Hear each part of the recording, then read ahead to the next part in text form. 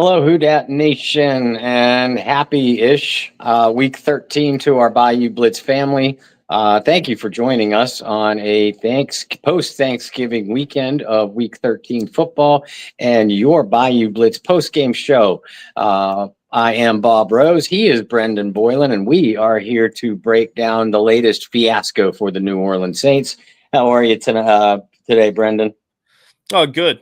Definitely realizing lack of sleep from hanging out with the family and then driving back.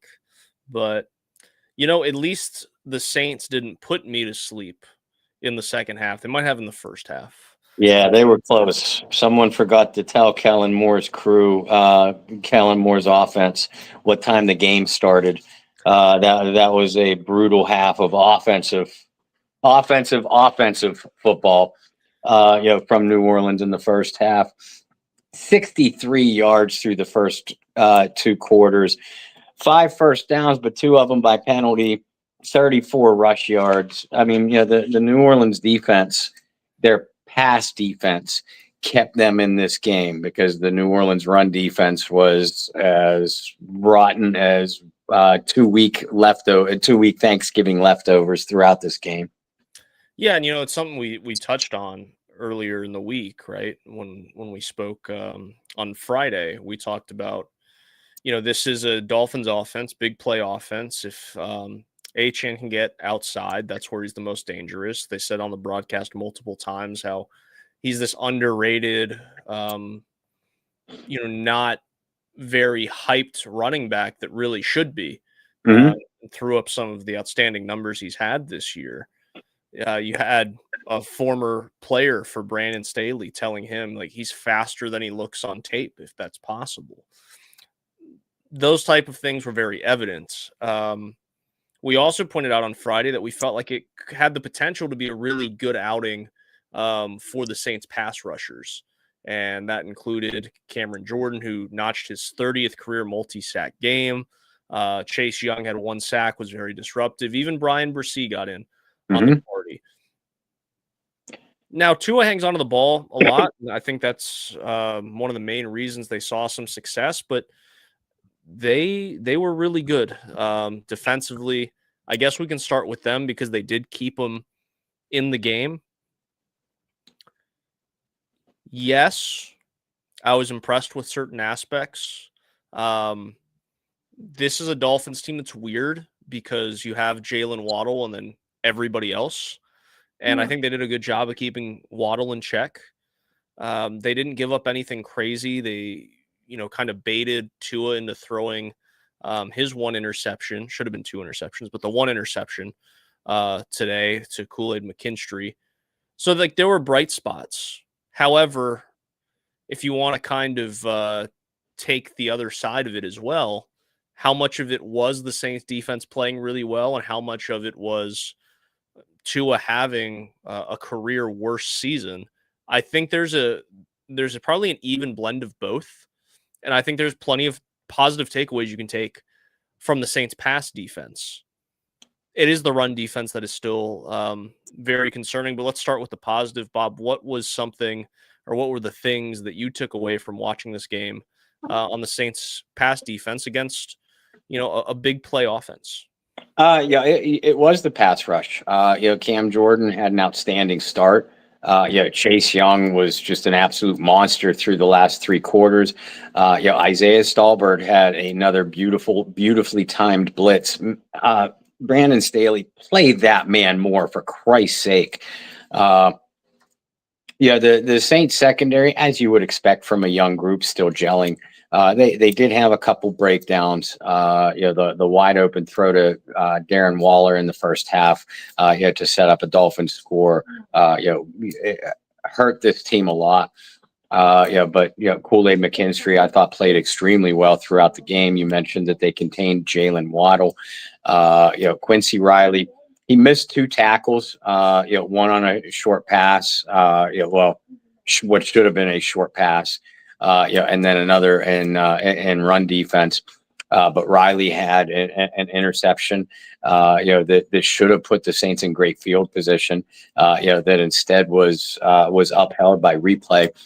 which brings me to the question: Goodell's goons.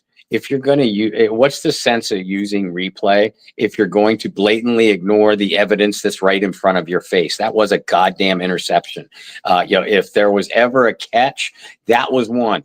And that led to a Miami field goal. And between that and the Tyler Shuck, interception on the 2-point that was returned for 2 points for the Dolphins, that's the difference in the game. I'm not blaming this on the refs. I mean, there were plenty of reasons why the Saints lost this game. But pass defense wasn't one of them. Even though I mentioned the breakdowns, I thought the pass rush, was disruptive, both inside and outside. I was worried about, Shane as a pass receiver as much as a runner, and they really held him in check. I thought the New Orleans linebackers as pass defenders played very, very well. Stallbird, Stutzman and Warner, Davis too, had a handful of really crushing run stops. But they were quietly very effective in the middle of the field in their zone drops, taking away quick looks by Tua, forcing him to hold on to the football. And then when more often than not, the Saints secondary held up in downfield coverage, he had nowhere to go with the ball, which allowed that extra, his second and a half for the pass rush to get home. I've been very critical of Brandon Staley, really this entire coaching staff, and with good reason this whole season. But Brandon Staley is quietly putting together a very good pass defense for the New Orleans Saints. Yeah, I would agree. Flipping it to the run side, 164 rushing yards given up in this game by the Saints. Achane was the head of the snake, 22 carries, 134, 6 yards per carry, and the touchdown run as well. Bob, how much concern do you have on that being?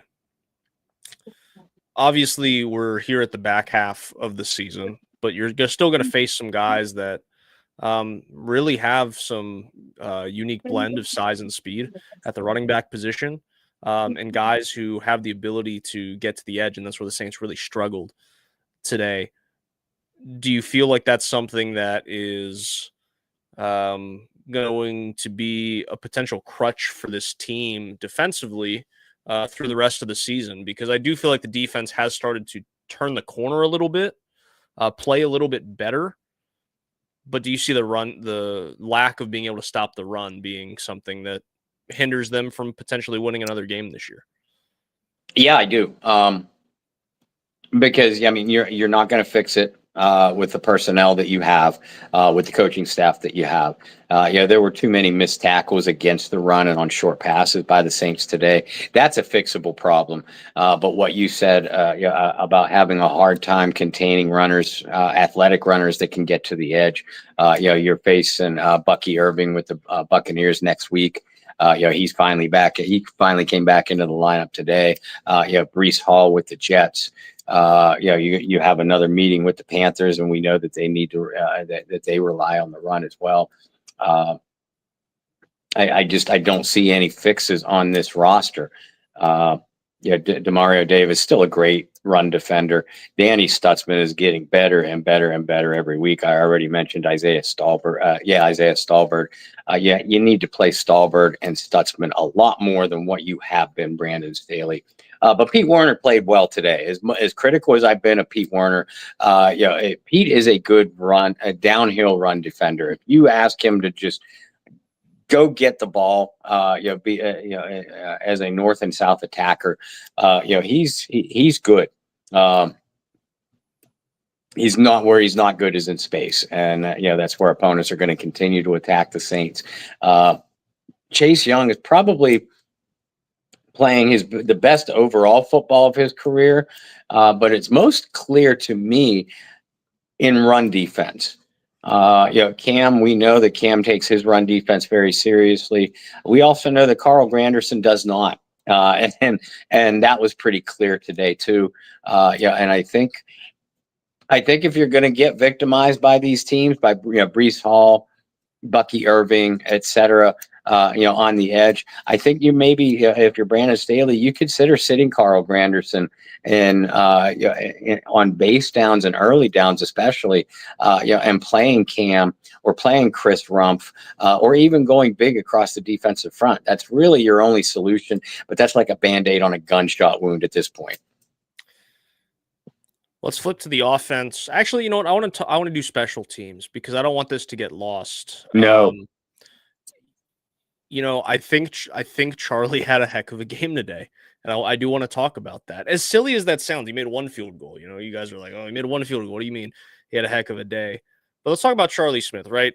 Hits the 56-yarder for the Saints today, and I think more importantly, there might have been a little bit of luck with the way the explanation from the officials on the onside kick. I think was very lucky. I still think that the ball had touched the plane. Like, I still think it was a clean traveled 10-yard recovery. It was tight, Did it hit his chest? Possession doesn't matter, for that, which I think is kind of silly, but I digress. Got a little lucky there, but talk about a hell of an onside kick. I mean, 7% was the rate going into today in the NFL, which, every year it seems to get a little bit lower, but a guy who has really done everything you can to stick around, right? We've heard the last 2 years, great preseasons, great training camps, and they bring Cade York in, and I think everyone was ready to just go ahead and hand the keys over to Cade York to be the guy. Mm-hmm. But Charlie Smith, shows some resilience, faces some adversity, wins the job, drills a kick today, and has a great onside kick that the Saints ultimately recover that gives them a chance at the end of the game. I'm not ready to sit there and be like, the kicking problems are solved, right? No. That would be stupid. But it is nice to see a guy who has, as I said, literally earned his way onto being on this roster and had to fight the last 2 years to stick around on the practice squad, get an opportunity and make the most of it. Yeah, and let's not overlook this too. Smith hit that 56-yard field goal in below sea level conditions in the rain, and the field conditions seemed okay, but you're talking about a wet, heavier ball, and he nailed that thing right down the middle. And from the side angle, that thing looked like it could have been good from 65 or longer. We know that Charlie has the leg strength. We've seen that in the last 2 preseasons. I'm with you though. It makes for a great story. If he can continue with such accuracy, especially in long range, and give be the Saints' solution to the kicking problems. So that way, that's one less of many positions that they have to address this offseason. And then, like you said, the onside kick. I was sitting up towards the edge of my seat because knowing his background as a rugby player, I am thinking to myself, obviously, this coming from a homer here, I'm like, you know what? Charlie's going to be able to put some spin on this kick, that an average NFL kicker might not be able to do. Now whether or not that aided in the recovery and the conversion for the Saints, I mean, you can make a strong case for it. Yeah. And it's not something that that you want to rely on. Onside kicks at the end of every game, especially since asshole Goodell and his goons are actively trying to basically do away with the onside kick in the first place. But you factor that in with the impressive field goal under adverse conditions. When the Saints were basically trying to go every direction but Charlie Smith coming into this week, bringing in Justin Tucker, Cade York, for tryouts, ultimately signing Cade York, who we did think was going to get the nod because of his NFL experience. Charlie overcame that too. So, he has opened this door to solidifying a roster spot. I think it would be a great story if he slammed the door shut on any competition and any questions at the position going forward. Yeah, I think that would be cool. Obviously, anytime especially in American football, when you have a guy come overseas and find success, even if it is a kicker. And that's where we've seen most of it, right? Is guys that are rugby players, soccer players, whatever it may be.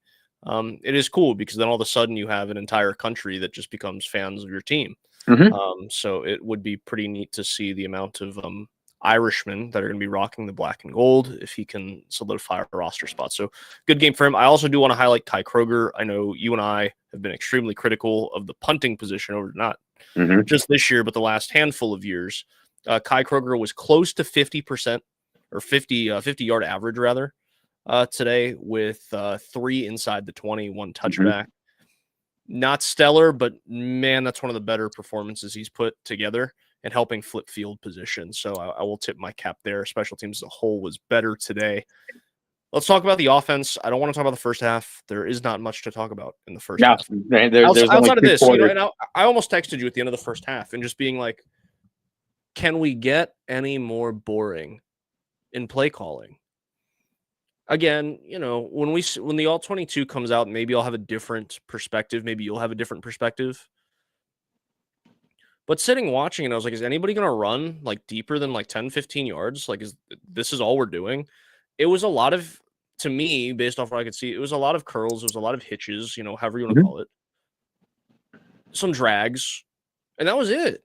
There was no like, let's run a deep post here. Let's try to create space. Let's try to do this. Even the Olave touchdown. I mean, I give more credit to Olave than anybody in being able to run that route, see your quarterback is scrambling, scramble drill it, and find the open space. That's not like that thing was designed to go that far down the field. Yeah. So it was very vanilla. But in the second half, and I'll throw up some of these stats. You have Devin Neal, 47 rushing yards. That doesn't sound like anything insane, but just being able to rely on him to go pick up a couple yards, break it up a little bit was big. Tyler Shuck, 26 of 38, 239, 2 touchdowns.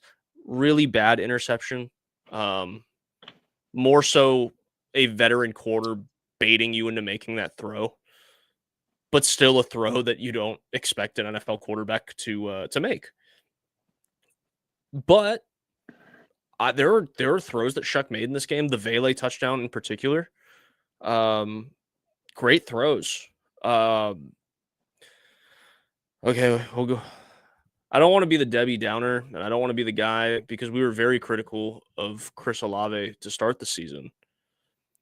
But Shuck made a hell of a throw at the end of the game to give Olave an opportunity, and that's a tough grab regardless. It is.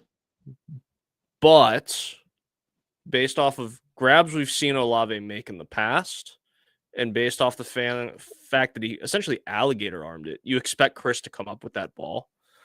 But that's another. Okay, I'm gonna continue it. We'll go ahead and just get this off the plate. Then I felt as if going into the next snap, he was a little lackadaisical. Didn't get off the line very quick. Didn't run the strongest route. It didn't really matter because Shuck was, flushed out of the pocket. But I just wasn't impressed with Chris those last few plays. But nonetheless, Shuck made some impressive throws today. Some of his decision-making I did and did not like. I felt like very much like Tua, he held onto the ball a lot today. There were a couple opportunities where he was able to bring the ball down and run. I'm impressed with his sliding ability because there's not a lot of quarterbacks that are young in the league that understand just go ahead and get down. And especially for a guy like Tyler Shuck, who's not the flashiest and fastest runner, but he was able to utilize some of those and pick up some yards. How about Devon Vele today? I mean, that's what we've been asking for, right? We've been asking for a guy who can go across the middle and make some tough catches. And he was there time and time and time again. That was huge. Obviously, the touchdown grab where he was able to get 2 toes and a shin in what seemed like a kind of like a broken play. that's what we've been looking for. Again, very much like Charlie Smith, I'm not ready to crown this the solution by any means, but it does help justify making the trade, because for so many weeks we're sitting here and going, why do you make that trade for Vele and not play him? We're finally seeing, okay, this is what the Saints saw in this guy. So that was nice. And again, it's nice to have a guy who's able to fight for stuff over the middle, because the Saints really haven't since Michael Thomas. Nope. And there were two catches back to back on one of those drives where he made back-to-back stellar grabs over the middle, through multiple defenders, took a big hit on one of them. And that's what you want to see. Just a guy who's willing to lay his heart out on the line to make a play. So I thought offensively, after a really rough first half, that the Saints made some proper adjustments, did enough to keep them in the ball game. The offensive line was still very shaky throughout, to say the least. But I leave this game feeling more confident about Tyler Shuck than I did. And I feel a lot more confident after the second half than I did the first half, because the first half was rough for everybody.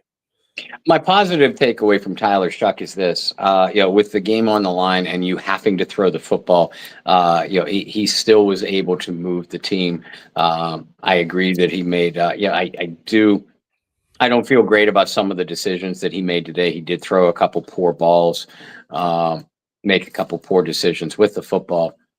But I think you see a poised young man with the physical attributes and the mental capacity to handle the quarterback position. I am not saying he's the answer there, but those are my brief takeaways.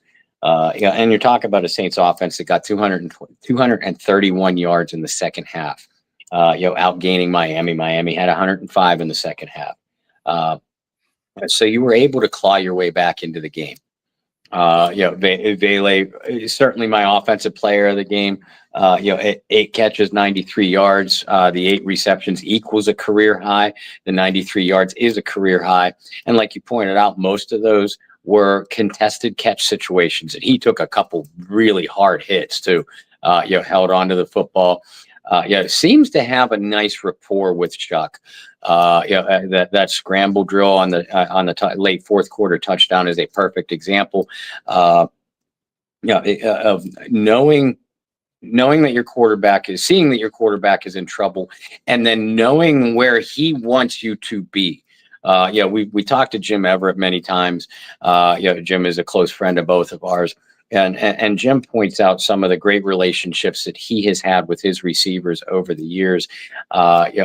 It's no accident that when you build up a great relationship with guys like Quinn Early, Flipper Anderson, Henry Ellard, all 3 of those wideouts, Michael Haynes, during his time in New Orleans, those guys put up some pretty prolific numbers.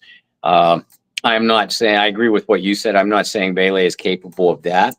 But it's nice to see him actually involved in the offense. And it was a limited offense, either by design or by necessity today, because you called the offensive line play shaky. I will use another S word. It was downright shitty.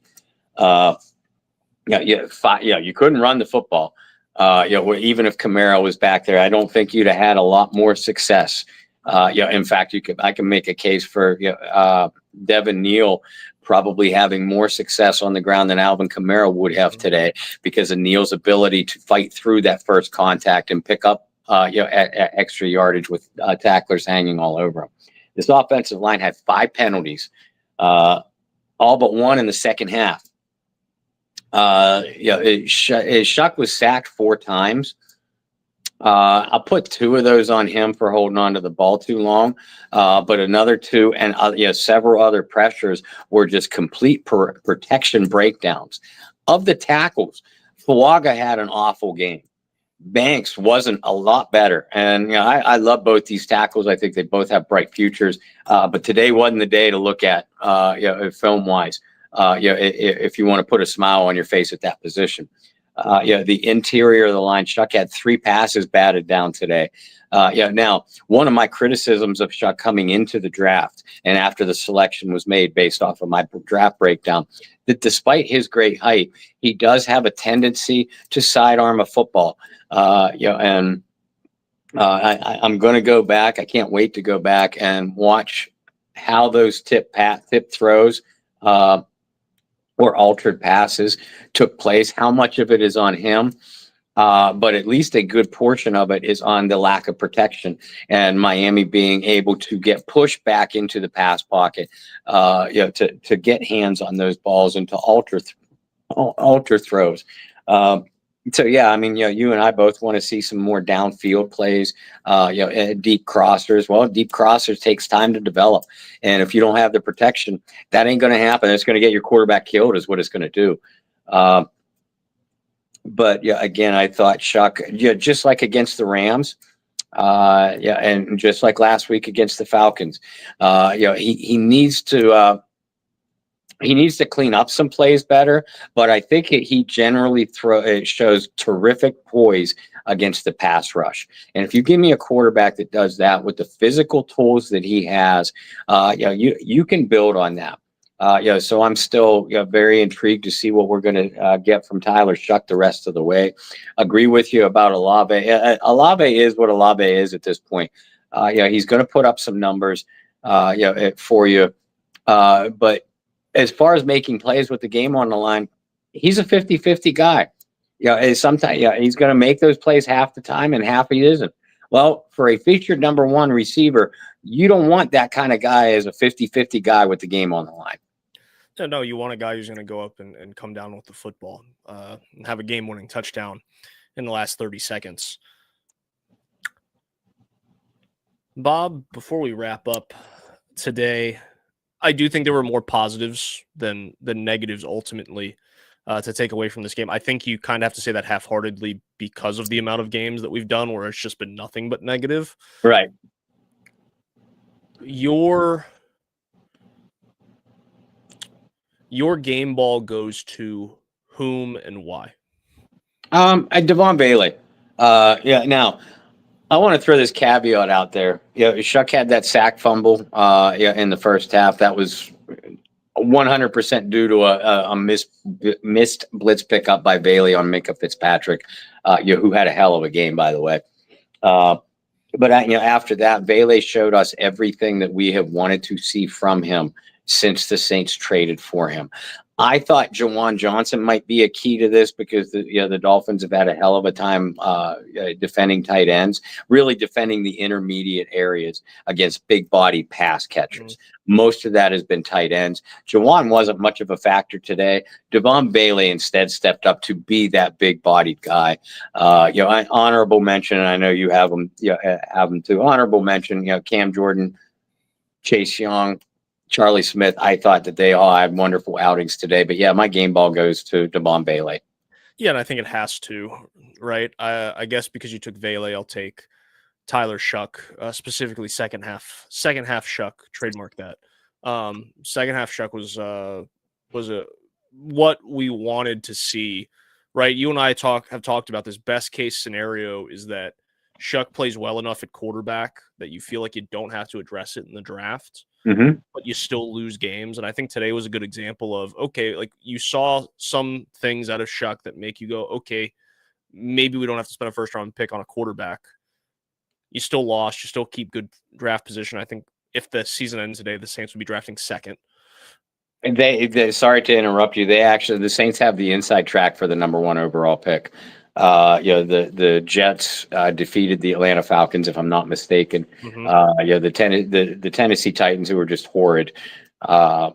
They lost again. Titans have 1 win, Jets have 3, Saints have 2. But the Saints play the Jets and the Saints play the Titans down the stretch. So the Saints have the inside track to the number 1 overall pick. But you're right. I'm pretty sure if the season ended today, the Saints would draft number 2 overall. So that'd be best case scenario. So I think Shuck played well. I think with that, if it continues, you don't have to address a quarterback at 2. This is not the best quarterback class either. We have time to talk about that and get into that. Honorable mention for me, you mentioned him, but you mentioned the D lineman first. So I'll say Charlie Smith will be my honorable mention game ball for just, overcoming adversity, getting your shot, and drilling that kick.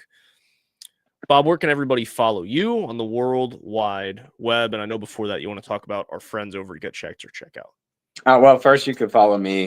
Best way to follow my written work is through the Saints Wire. That's a USA Today publication, but Saints Wire is also available just generally through a general search online, as well as all social media platforms. As always, I will post my articles and our show, Bayou Blitz show links on my own personal media, which is Bob Rose on Facebook, at Bobby R 2613 over on Twitter. And as I close out my portion of the show, treat your family to a holiday vacation and do so while benefiting a great cause. The Get Checked or Checkout Foundation's annual Go Black and Gold Celebrity Charity Fan Cruise will set sail on Thursday, March 26th out of Jacksonville, Florida. For an unforgettable weekend in the tropical Bahamas that ends on Monday, March 30th. You get to join Black and Gold legends Courtney Roby, Mike Lewis, Tyrone Hughes, and Delvin Breaux for a fun-filled getaway, and do so with a purpose. We, and I say we because I already have my room and my cabin and my spot booked, but we will visit the brand new Celebration Key Island and Nassau, where you get to play beach Olympics with your favorite Saints team captain, compete in a very intense and very fun putt-putt golf tournament, enjoy meals, game night, trivia, Q&A sessions with these players and their families, and they're intermixed with us the entire trip. You don't just have limited access to them. We're all hanging out together for dinners, hanging out on the deck, the beach, all these games and activities that I mentioned before. And this is the most important thing, at least it is to me. All these tickets help raise much needed funds for Get Checked or Check Out. Check out their website, tcynow.org. They're an organization that was co-founded by Shireen DeWalt, specifically to help guide families and people that have received a negative medical diagnosis. You don't know where to turn next for treatment options, therapy options, or just general resource questions. They will help guide you in all those directions. That's why I do want you to check out their website. It's also why I want you to go on this cruise because, again, these tickets, this is the biggest fundraiser they have during the year. And you can't beat the cause. I already told you the other reasons why you should go, just to treat yourself. Call Summer at 985-788-6584 to book your cabin today. And make sure you mention us and the Bayou Blitz when you do so. Please reach out to me via my social media messengers, text, email, however you have to get a hold of me if you need more information, if you need me to repeat what I already have. And as we close out this final day of November, Get Checked or Check Out wants to remind us that November is Diabetes Awareness Month. Diabetes affects about 38 million Americans, both adults and children, and it has an adverse effect on your eyesight, your kidneys, your nerves, your heart, as well as being linked to several types of cancer. Outside of childhood diabetes, which is obviously a huge problem too, adult diabetes is more likely to develop in ages 35 or older. However, family history, being not physically active enough, obesity, and not maintaining a healthy diet will certainly increase your odds to contracting this. You can help control this by being more physically active, trying to eat healthier, and making sure you manage those diabetes ABCs. Get that A1 test and your blood glucose tracking through your medical health provider. Maintain your blood pressure, maintain your cholesterol. I can't believe we're about to be in December. But yeah, go check out tcynow.org. Man, that cruise is coming up fast too if we're already getting in December. I know Bob's already got a countdown. Like, people have advent calendars for Christmas. Bob has some sort of advent calendar for the Go Black and Gold. I plan on starting to pack January 2nd. That's how excited I am to get this season January over. 2nd. That's early, man. That's early. Are you gonna be one of those people that weighs their suitcase every so often? Make sure you get on the plane. For myself, you can follow me virtually everywhere at BT Boylan. Bob and I will be back next week for more Saints conversation, a little bit more analysis. And, Bob, I think you and I are about ready to get back into silly season. It was a long, silly season in the off season. Yeah, we still have to analyze games and all that fun stuff, but I do think we're going to start getting a little bit more silly and talk about all sorts of fun, weird scenarios that live on in our heads. So if you guys have any suggestions and want us to talk about anything, always drop it in the comments. We're happy to do so. So until Wednesday, I hope you guys had a wonderful, happy, safe Thanksgiving holiday. And Bob and I will see you Wednesday for another edition of the Bayou Blitz podcast. See you then.